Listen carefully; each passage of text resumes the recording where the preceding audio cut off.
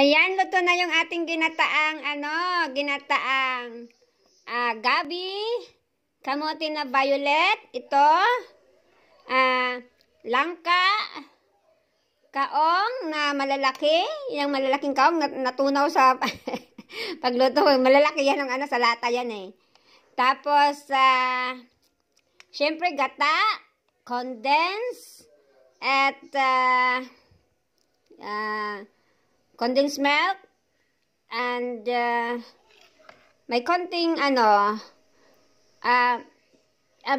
isang malaking yung orange juice. Ipiniga namin dito sa aming ginataan para yung hindi masyadong nakakasawa. Kasi pag may gata, mabilis akong magsawa. Kaya pag pinigaan ng orange, parang hindi madaling magkakasawa siya.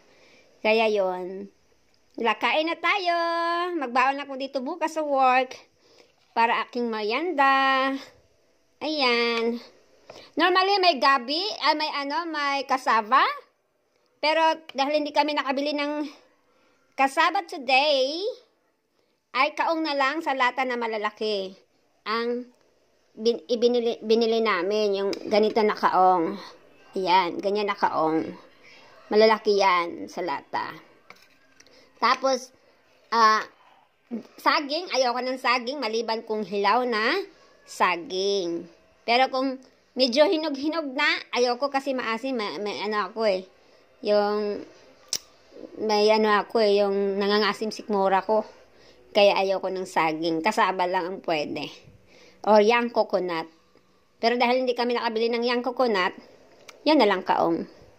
Pwede naman. O, sige na, alin na. Kain na tayo.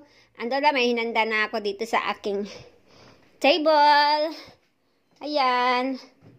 Babaunin ko yan para bukas sa work. Para, merienda ko. Okay, bye-bye.